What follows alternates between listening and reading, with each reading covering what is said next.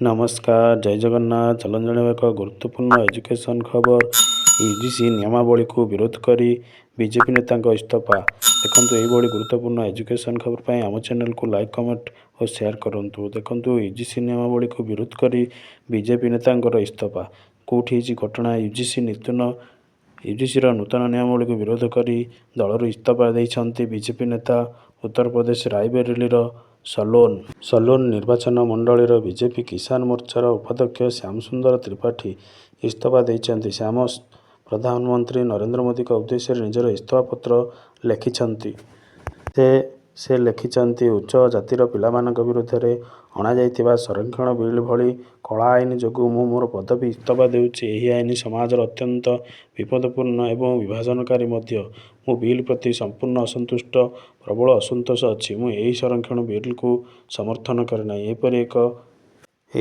अनैतिक बिल को समर्थन करने मोर आत्मसम्मान एवं विचारधारा संपूर्ण विरोध बोली मोर चिठी लिखिं। तेल यूजीसी नूतन नियमावली कौन देखु यूजीसी नूतन नियमावली स्थगित कले सर्वोच्च अदालत यूजीसी नूतन नियमावली 2026 कार्य करने को स्थगित रखिंट। यह केवल अनुसूचित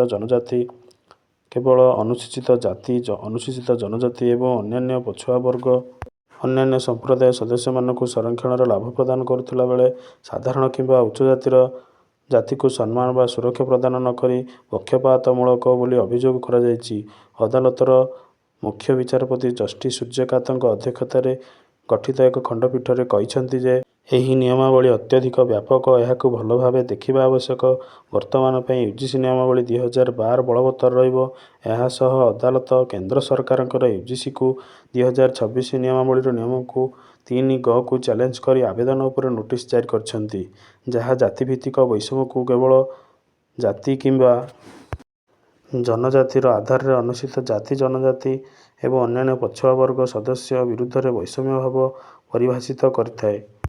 यूजीसी नियमावली 2012 नियमावली को बातिल कर जार उद्देश्य थिला जातीय शिक्षा नीति 2020 अनुसार उच्च शिक्षा प्रतिष्ठानगुड़िकर समानता अंतर्भुक्तिकरण एवं एक भेदभाव मुक्त शैक्षिक परिवेश को प्रोत्साहित करिवो किंतु यह विरुद्ध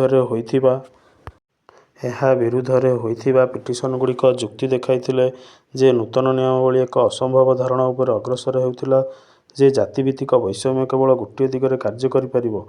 आईन अनुसार साधारण किंबा उच्च जातिर व्यक्ति मान मध्य जातिभित्तिक शत्रुता अपव्यवहार धमक किंबा संस्थागत पक्षपातर शिकार हेबार संभावना बंद कर देइछंती। एही धारणा विकसित हेउथिबारु समाज रे वास्तवता को अणदेखा करुछि एवं संविधान धारा 14 उल्लंघनकारी मध्य हेउछि। यह केवल जाति उपर प्रतिष्ठित एक प्रतिकूल वर्गीकरण सृष्टि करे कौनसी बोधगम्य पार्थक्य बिना उच्च शिक्षार समानता को प्रोत्साहित करिबारे दाबी करा जायथिबा उद्देश्य सहित एक जुक्तियुक्त संपर्क बिना आवेदन गुड़िक दाखल करथिले। गत बुधवार साधारण वर्गर छात्र छात्री माने यूजीसी नियम विरुद्ध में दिल्ली विश्वविद्यालय उत्तर कैंपस एक प्रतिवाद प्रदर्शन करथिले एवं यहाकू तुरंत प्रत्याहार करने को दाबी करथिले। प्रतिवादकारी छात्र छात्री माने दाबी करथिले जे नियम समानता बदल में कैंपस भेदभाव को प्रोत्साहित करुछि। तेणु सेमाने दर्शाइथिले जे साधारण वर्गर छात्र छात्री प्रतिनिधित्व को कौन बाध्यतामूलक व्यवस्था नहीं। मंगलवार दिन लखनऊर छात्र छात्री माने लखनऊ विश्वविद्यालय सम्मुखें प्रतिवाद करी सभा कर यूजीसी नीति विरुद्ध में स्लोगान देइथिले। एभली देश तमाम साधारण वर्ग विरुद्ध में हेउथिबा अन्याय को भित्ति करी आंदोलन तेजिबारे लागिछि। तेणु यह वर्तमान शिक्षा जगत में एक विशृंखला सृष्टि होगाकू जाउछि। तेणु आपणकर सुप्रीमकोर्ट यहाकू रहितादेश करिसेंति।